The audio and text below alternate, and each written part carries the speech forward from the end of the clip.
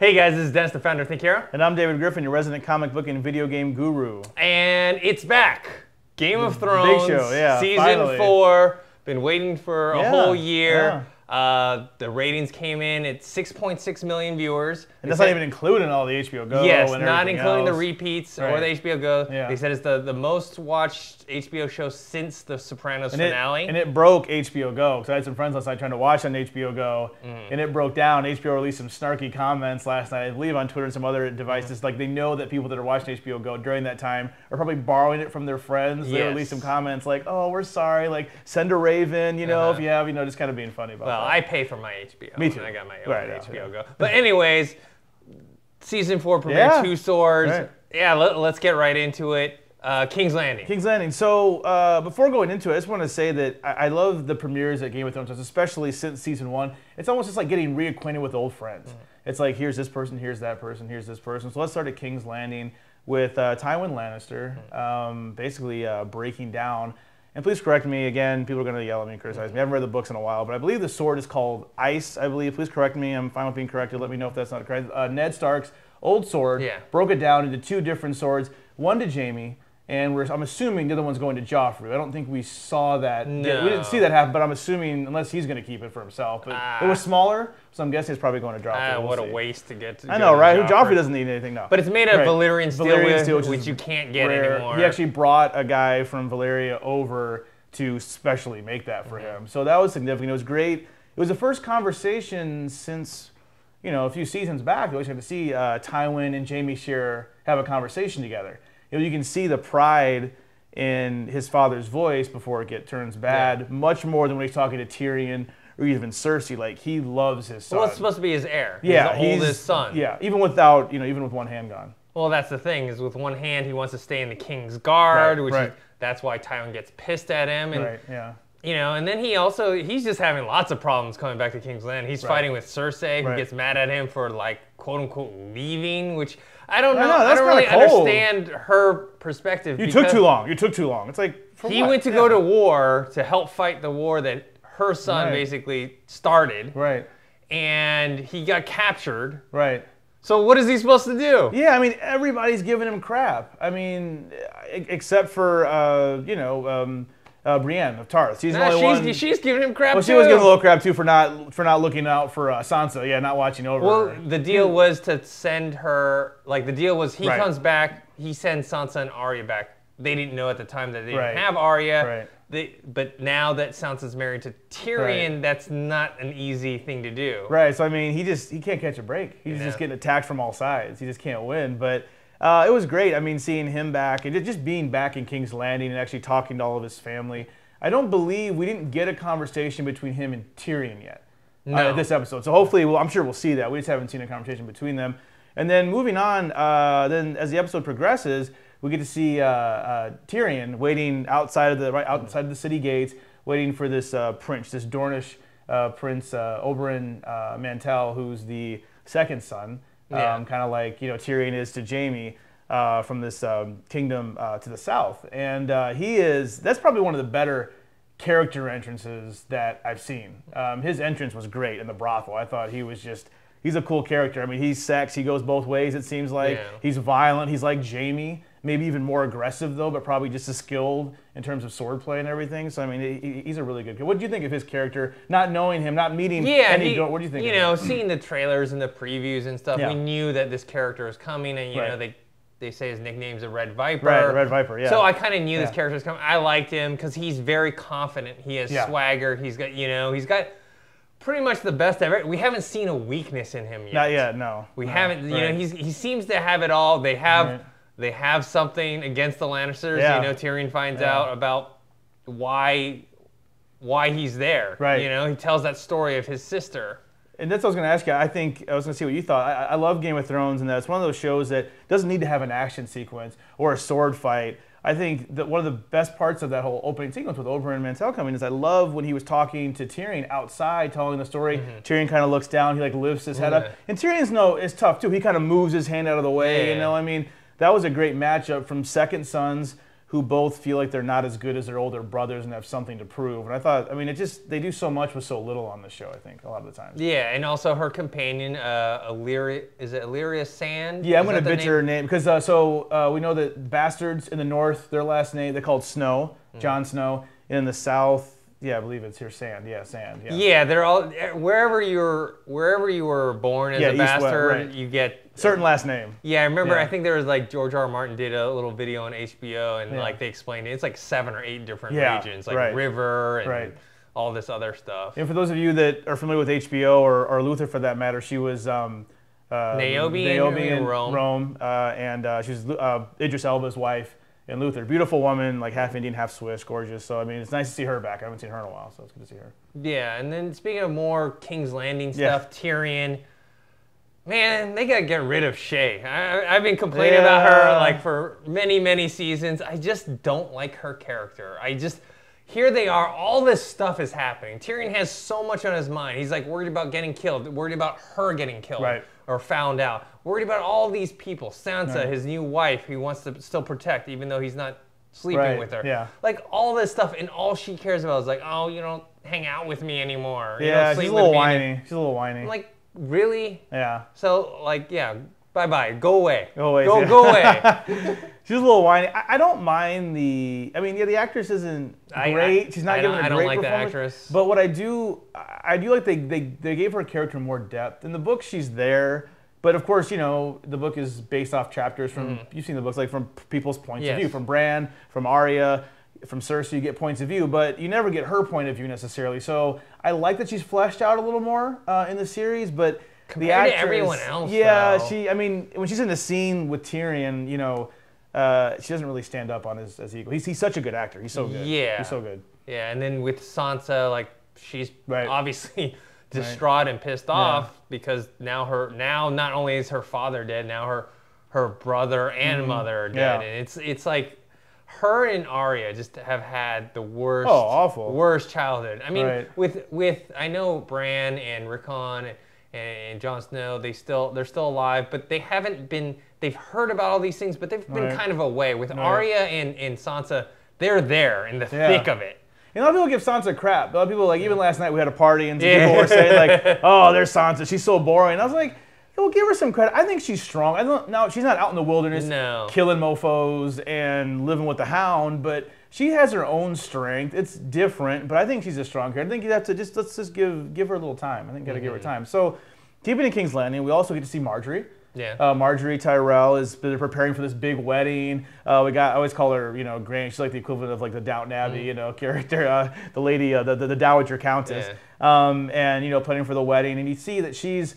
I mean, she already knows what kind of guy Joffrey is, but, you know, she made some comment about, you know, he would have me wear some, you know, neck with skulls or something, some type of stuff. I mean, she knows that she's marrying a monster. I don't think she's too happy about it, but, you know, this is what she has to do. Well, what was most interesting about her scenes was that when Brienne came to tell her the truth about how Renly died, Marjorie doesn't really care. No. She doesn't care. Like, she wants to appear that she didn't love him. Yeah. No, she never loved him. No. She just wanted to be the queen. Right. You know, and she at that time she thought Renly was the person at that time. He actually was the most suited and also in the best position. He had the biggest army. He had people that loved him.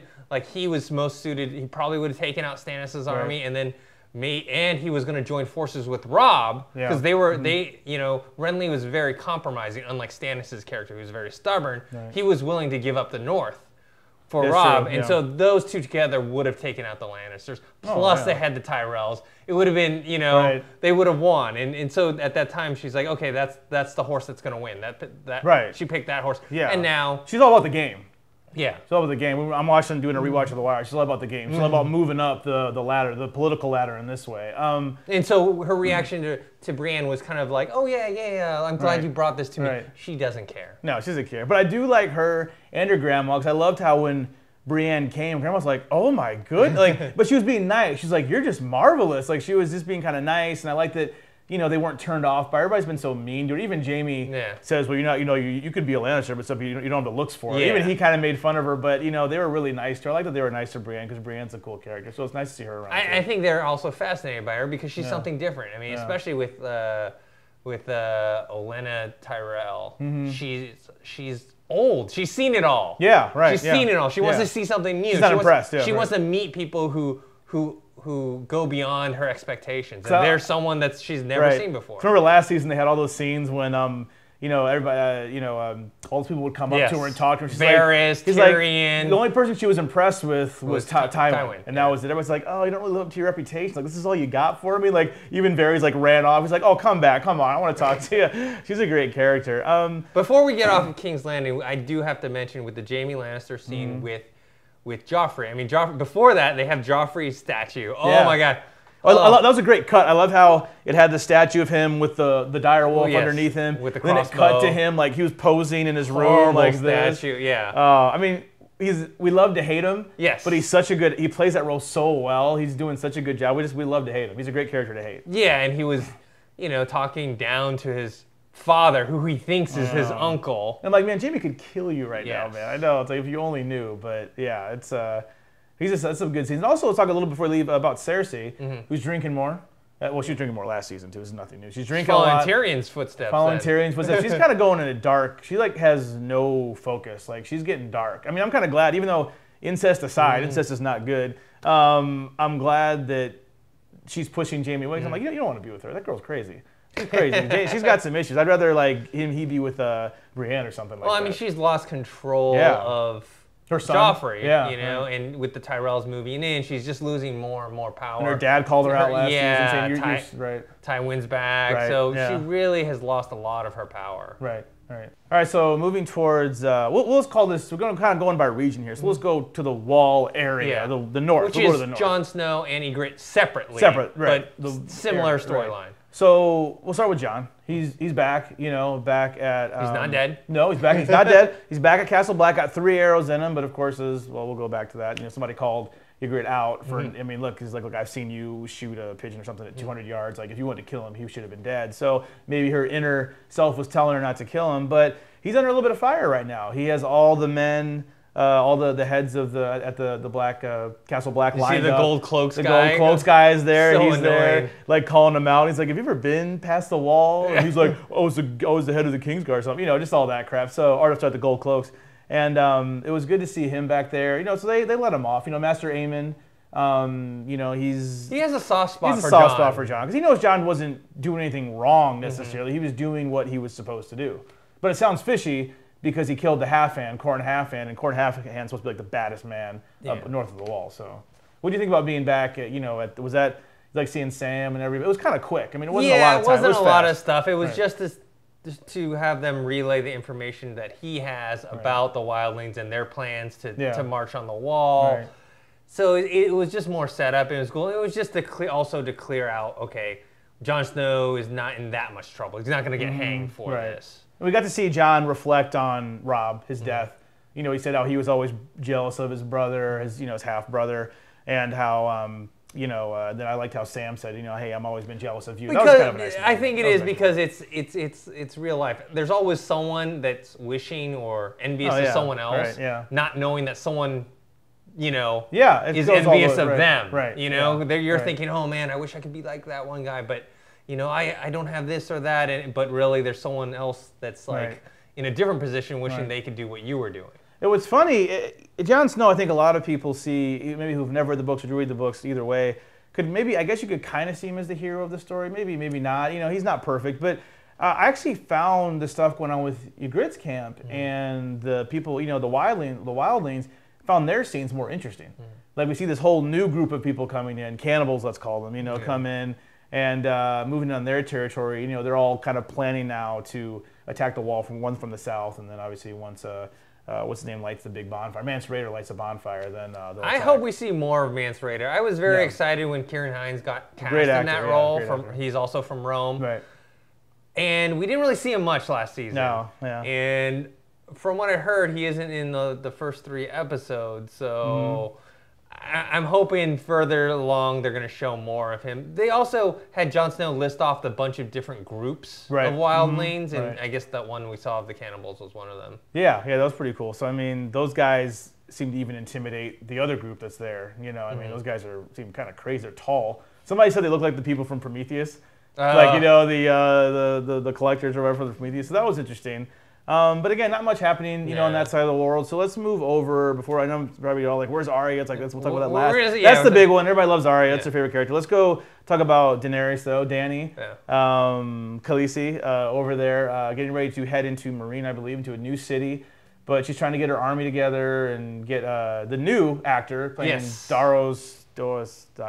I can't. No. I forgot the name of the guy, but the guy who ended up killing his 2 partners last season, totally different. This guy, new actor. This guy looks like Eric Bana. He did look like Eric Bana a little bit. Yeah, I can see that. And the other, I'm sure people were confused that don't know that a new actor was cast. The other guy is going to fill in for Jason Statham in the Transporter series. But the other guy has a way. His face's structure so is different. No, he has long. blonde, it's like darker. He has dark brown. Yeah, that's totally different. But yeah, that new actor is in that role. And not as flamboyant. No. You can tell he's kind of a playboy, but he's not like the other guy was like flowery. Yes. This guy is he's a little different way of, I liked him. Just a little different way of playing him. Just got to get used to him. Yeah, it's just like, oh right, they recast him. I forgot about that. But I see Grey Worm. I like Grey Worm. He's kind of becoming his own man. Like it was nice seeing them doing that little gambling thing. Who could hold up the sword the longest? I like that. And also we got to see some dragons. We got to see some. They're big. They're getting a lot bigger. Yeah. They're getting more fierce. And then, like Mormont pointed out, you can't really tame them. You can't. Right. Even her, Daenerys as the mother of dragons, can't control them. I mean, she can command them and have them do stuff, but they're trying. Don't get between them and their food. Right. And that's what this episode seems to be a lot about. Is a lot of people losing control.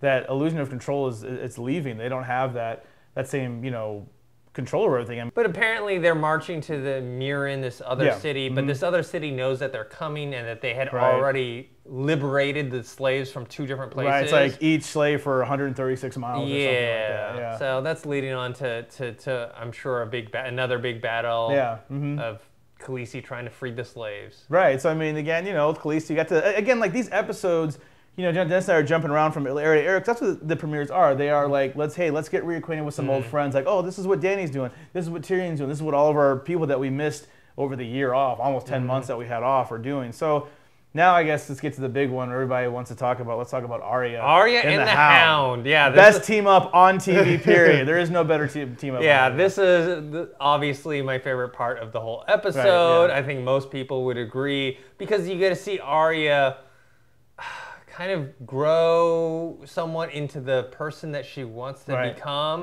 which is really like a cold-blooded killer assassin, which we got to see at the end, because she wants to get revenge. I mean, she's unlike her sister Sansa. Sansa's upset and sad. She's in King's Landing. She's not really killing anybody. She's not her thoughts aren't really of revenge. Her thoughts are more like, please, I want to get away from these people. I want to go away. I want to go see whoever's left of my family.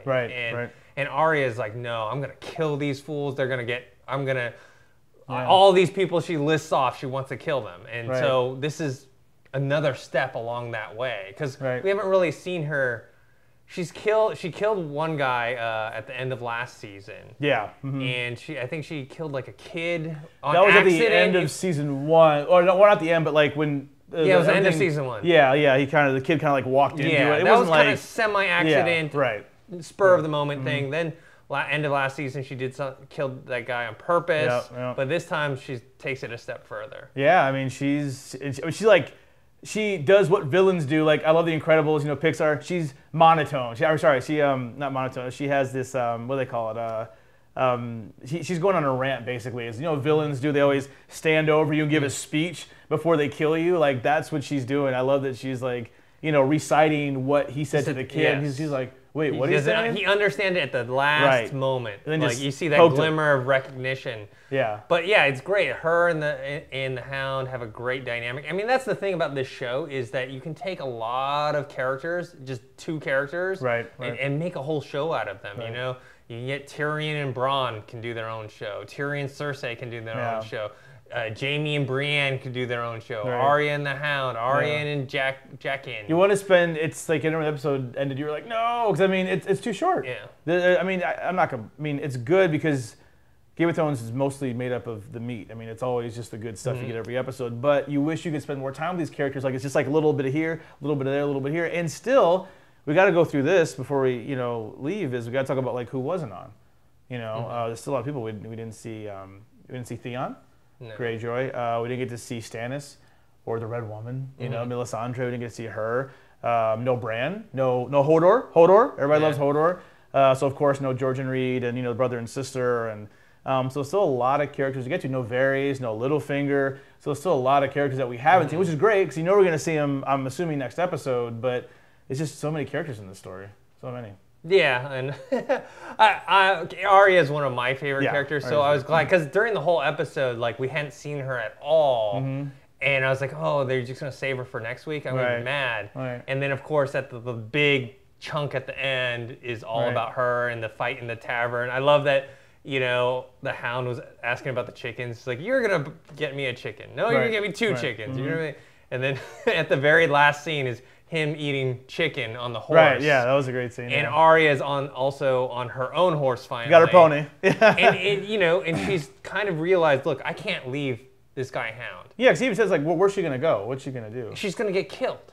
Or raped or something bad's going to happen to her. Also, I think while she was watching him fight, she realized I can learn stuff from him. I can learn how to fight from this guy because obviously this guy's big, but he also knows how to fight.